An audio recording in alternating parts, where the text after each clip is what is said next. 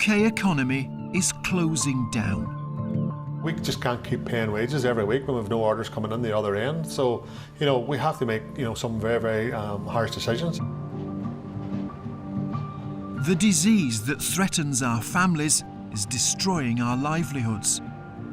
Cafes, pubs, restaurants must close from Friday night except takeaway food to tackle coronavirus. We are with those trying to keep us going. I have 3 kids, 7, 5 and 1, and that's the stress you're under. So. The minimum wage heroes who are putting their lives on the line. I do worry about being exposed, and I do get concerned about being in amongst the crowds that we're in amongst at the moment. And the people who have no idea how they're going to survive in Lockdown UK. It didn't quite hit me up until walking out of work, and that's when, obviously, I got myself upset.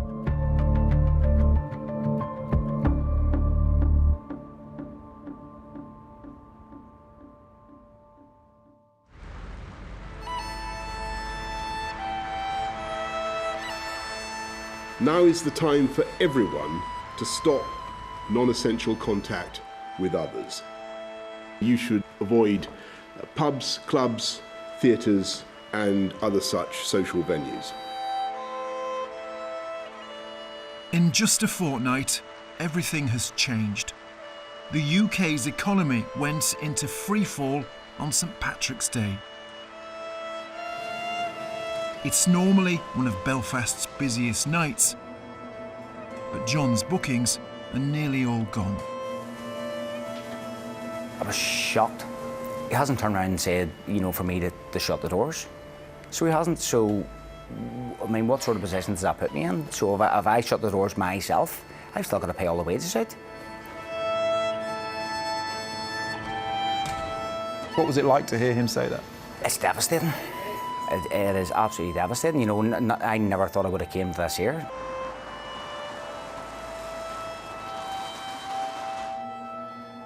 The government hasn't ordered pubs and restaurants to shut. It's just told people not to go into them. And that means many businesses have no customers but can't claim on the insurance for lost trade.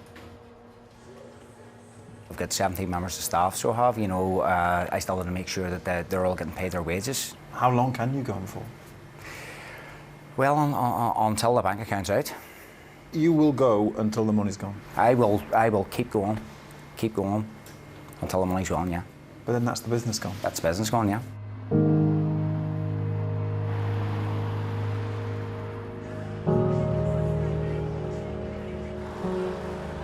Some pubs stay open, but most people have stayed away.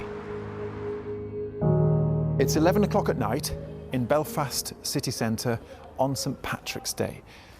This place should be full of people. All these bars should be open and busy. But coronavirus has closed everything down.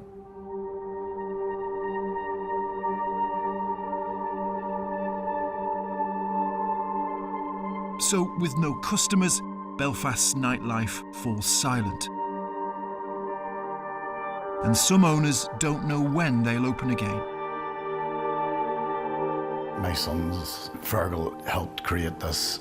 It's just a place that we're very proud of. How does this make you feel that you're in this bar and it's empty? It makes me feel very sad. I don't really want to go, and I mean, to be honest, I find it difficult. There's a big lot of work, a big lot of effort, a lot of, not me, the guys who work here, guys who've been here right from the start, and they, I don't know what I'm going to do. I don't know what I'm going to do with them. They don't know what we're going to do.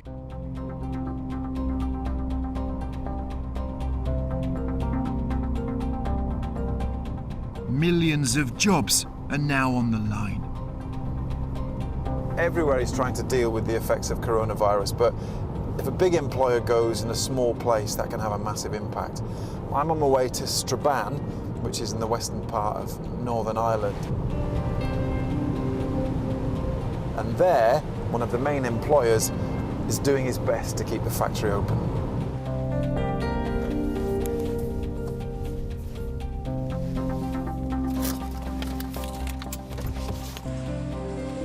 "750 people work here. They make sports kit. But sport has stopped, and so have the orders. You know, we just can't keep paying wages every week when we've no orders coming in the other end. Just tell us what's happened today then, because since I've arrived I can tell that your mind's all over the place. What's happening now? We've put our 750 staff on notice that from next Monday that we're going to work 2 days a week. So half the staff would come in on Monday, Tuesday, the other half would come in Wednesday and Thursday. So that's the plan from next Monday. How stressful for you is this? It's very, very stressful. I mean, as I say, this is unprecedented at times, but if it comes to the worst where we have to actually cease production. If we close for 2 months, can we sustain that? But if it's longer, what happens then?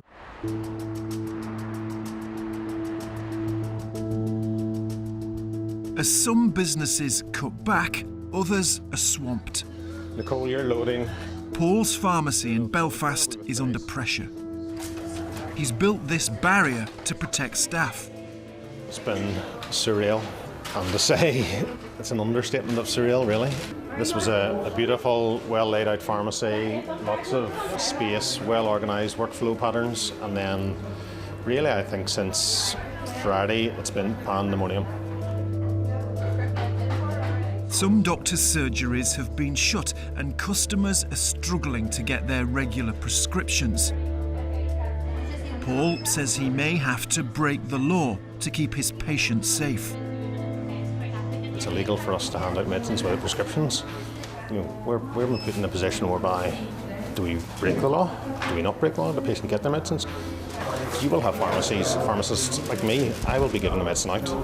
I shouldn't. And somebody from the pharmaceutical side might come and say, well, you're breaking the law. How does it feel? It's traumatic. It is traumatic. His staff have never seen anything like this. Just because we're healthcare professionals doesn't mean that we're not worried as well.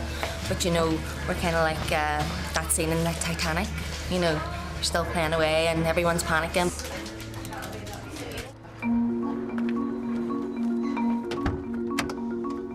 GPs are writing prescriptions to keep people going longer. Paul's driver Tommy is picking them up from the surgeries. The last couple of days I've been starting early to try and get around because the surgeries it's like Shaun of the Dead. Every surgery's got different rules and things in place. Customers aren't getting into the surgeries, like patients looking for scripts, they're queuing up outside, they're inundated themselves. I think people are panicking and ordering as much as they can. And if you see my list's normally like a few pages, but I've got like 10 pages worth of names. So I'll park up here and have a go. Right, wish me luck. Bingo. Look at that. That's more than I pick up in one day in one surgery. It's obscene.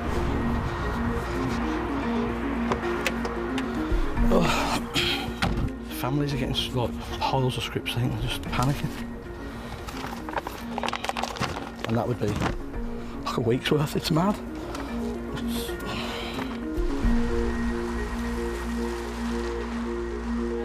Back at the pharmacy, Paul is worried about a shortage of some drugs.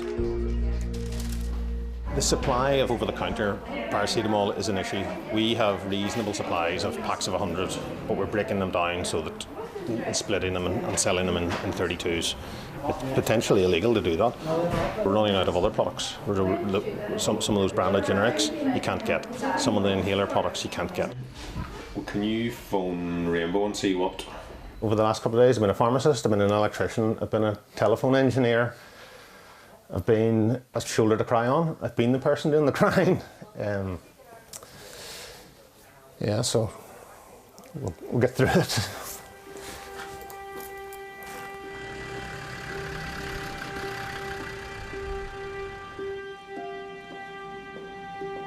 for millions, the supermarket has become the most important place. They keep us going, but essential items are disappearing. This is an independent supermarket in Shropshire. And then we're going to be rationed, so on Sunday when we get the products It's been owned by Harry's family for 4 generations. Have you ever seen anything like this before? No, absolutely not. No, stuff, we've got enough product for people to I met Harry sustain before social distancing became part of our lives. We've got good availability. The traditional loaves, say, that's all pretty much gone. So your sliced loaf, which is obviously your most popular bread, is. So this over here, would it? These are the empty shelves. And here. Wow. That is where toilet rolls normally go. Not anymore. So. Just nothing.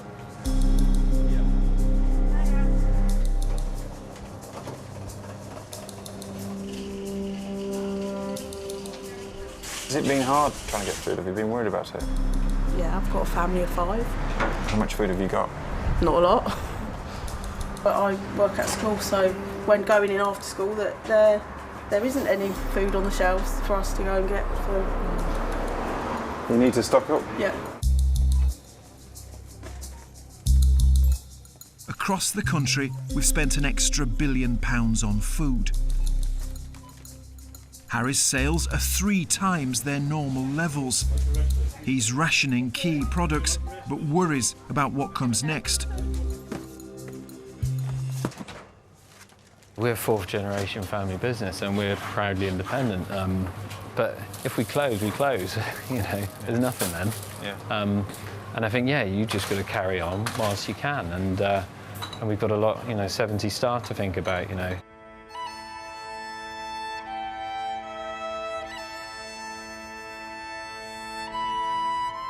Kieran's bar in Belfast is still shut and he's trapped.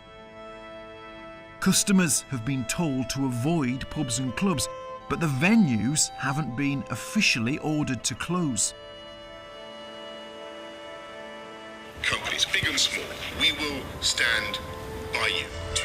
Kieran hopes this government announcement will end the confusion. Avoid pubs, bars, clubs and restaurants to work from home if at all possible. Avoid pubs, clubs, bars again, but don't close them.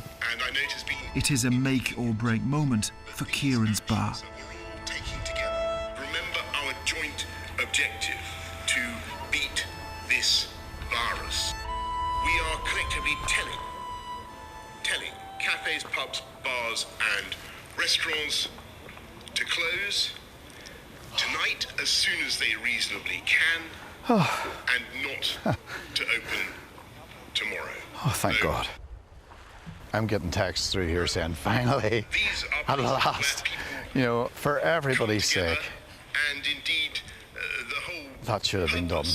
In many cases of these businesses is to bring This means now I can go to an insurance company and try and get some sort of a settlement out of them. Don't know if I'll get it, but it's a door open, thank God.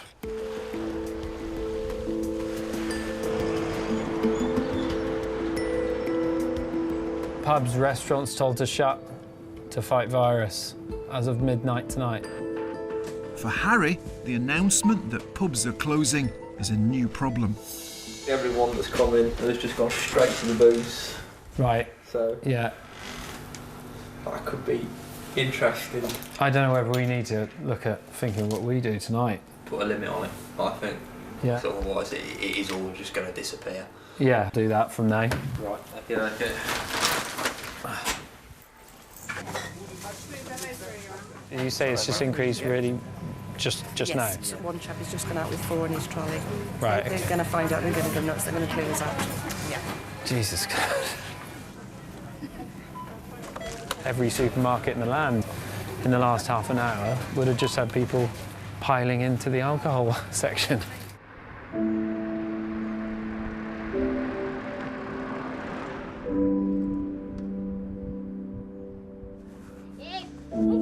For millions millions, the basics are disappearing. Sarah has just lost her job because of the crisis. She worked in the kitchen of a pub in Ashton-under-Lyne near Manchester. Friday they told me they'd have to lay me off because they'd be shutting the kitchen. It didn't quite hit me up until walking out of work. And that's when, obviously, I got myself upset because I knew that's probably the last time I could be out or ever see the place again, or ever see my managers and work colleagues. I feel lost. I feel lost and I feel empty. You can play with your kids and do this and do that, but as soon as your kids go to bed at night time, it's like your brain's ticking over again, and the constant worry and the constant feeling that you are on your own. Why do I have to shoot all the way over from there and you can shoot from there? Yay! Sarah was hoping the layoff might be temporary, but her boss says it's permanent. I just don't know where to go or what to do. I got told you can get help, but when I went onto the government website, it doesn't tell you how you go out. You know, it goes live tomorrow. So I'm still none the wiser though.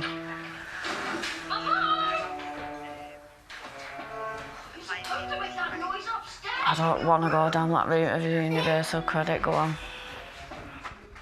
All right. Andrew, see you later. Bye. Bye. Bye. That was my boss. She's none the wiser at the moment because they've had no response from no one. So she still doesn't know anything.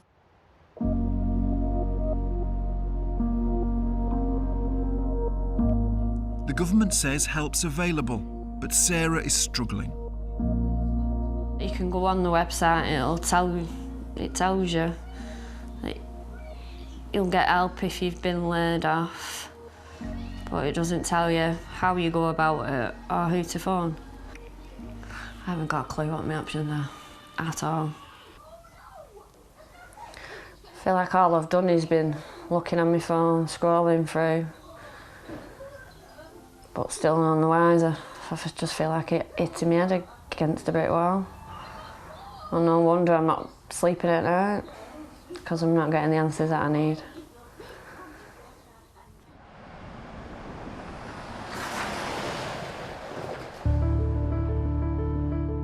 In the last week, the supply chain has faced its biggest test. The stock in our warehouses has taken a hit. It falls to truck drivers like Marco to restock the nation's larder. We've got frozen veg at -22 and cauliflowers, but there is also other stuff, peas and so on, a full load.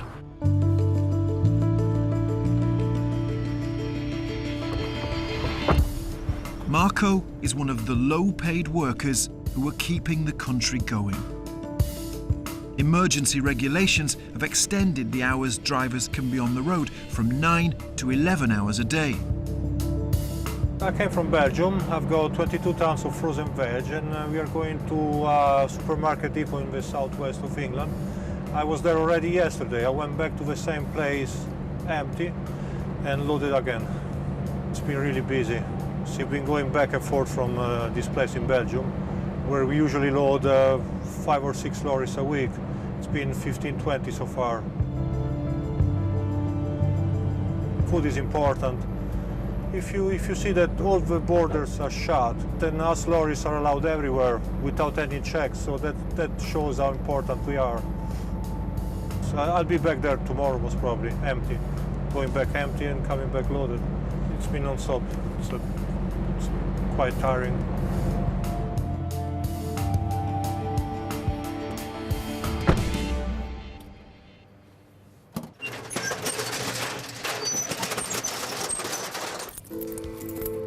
I think it's going to be quite hectic in here later, yeah.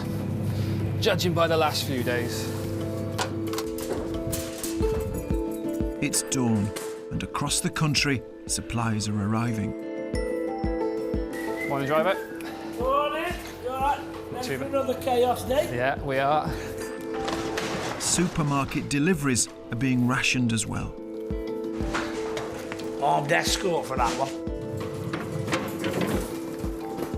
So some shelves will stay empty. Still out of toilet rolls, yeah. We had it last delivered on Wednesday, and it was all sold by Wednesday evening. Sometimes you've just got a demand for it there and then, and you're just handing it over before it makes the shelves. Pat is one of millions of minimum wage heroes. We depend on them for our food, but the shops are busy and that puts them at risk. I do worry about being exposed because I've got elderly family and I've got young children that have got their health problems, and I do get concerned about being in amongst the crowds that we're in amongst at the moment. And I do think it may get to the point where I will have to say, I'm sorry, I need to isolate, I can't take the risk.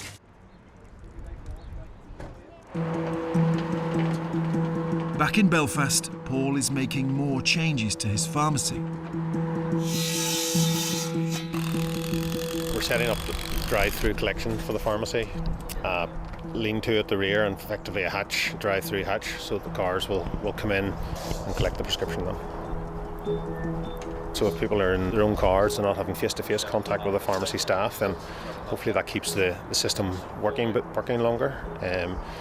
Without staff going down, but also importantly that if staff had the infection and they're asymptomatic, that they're not then passing that on to members of the public.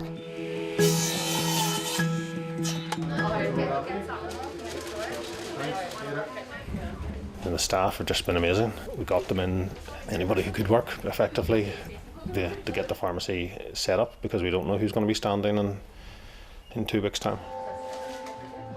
Paul is paying for all these changes out of his own pocket. I am concerned with costs and finances and all that, but we'll worry about that down the line. We can look back at 2 weeks, but looking forward 2 weeks is the scary bit. In all reality, it's certainly changed everybody's day-to-day life. There's definitely a difficult time ahead with people who will go through untold things, but we cope with it. It's not just work. Paul is worried about his family too. Cara's 7, Ella's 5, and they talk about coronavirus, and they do understand there's something going on, and they do understand that to keep their distance. They do understand, and maybe it's a sad way as well. They understand that certainly from their father that you don't come running up, when he walks in from work, when they would have done it all the time. So that's difficult. It's difficult for as a parent. It's difficult for them as well. So. In Ashton-under-Lyne, Sarah is still trying to get help. But she was made redundant hours before the government promised to pay 80% of wages. So she'd only qualify if her employer reinstated her. Now I'll make a phone call to the Universal Credit and see what answers I can get of them. That's engaged. 500,000 applications for Universal Credit have been processed in 2 weeks. I can't even get through at home. It's like the phone line's not even ringing. And then it does ring, it goes on to the engaged phone.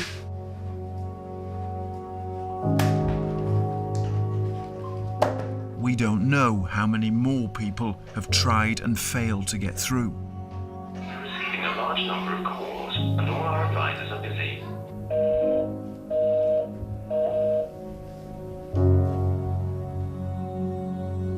For Sarah and her children, the money is running out. My head's spinning. My head is literally spinning with it all. Even though I've made all my phone calls today, I'm still none the wiser of where to go. Mum? For this month, I'll be alright, but after the end of this month, I don't know, because I'm still not getting the answers. Obviously, I can claim housing benefit and get that sorted, so that's one thing. But on the aspect of paying my bills and getting shopping, up until I know what the situation is with the money, I can't even answer that one. From this evening, I must give the British people a very simple instruction. You must stay at home. Because the critical thing we must do to stop the disease spreading between households.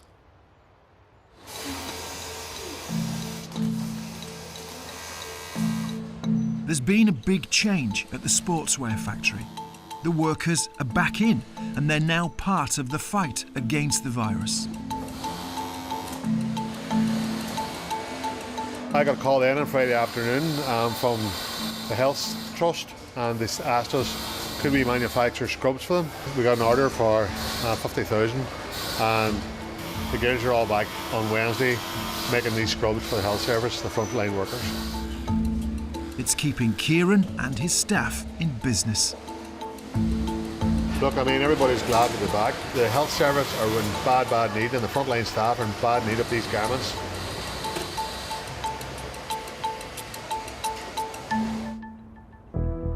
The whole country is now locked down, and the government has effectively nationalised the payroll. There's supposed to be billions for workers and businesses, but for most, the cash isn't there yet. Hi, Stuart. Listen, I got that spreadsheet with all the details of staff pay. So what's happening to the people we're following? Well, it's now safer if they film themselves. I'm looking out in the country. Bit of a building inside out here, but you know, there's fresh air around me. Kieran is still waiting for government help, and like millions of others, he's in self-isolation. I have a bit of a cough. I've had it for ages. If I take all this wee video diary, it could turn from a video diary into a video drama. Hopefully not. At the supermarket, supplies are improving, but a fifth of the workforce is off. We're now 15 people down, which includes Pat. In the outside world, looking at the hard work that the NHS and other key worker services are doing, because it encourages all of us, our family, the business, the staff to keep going, because we realised, you know, there is a common goal at the end of all of this.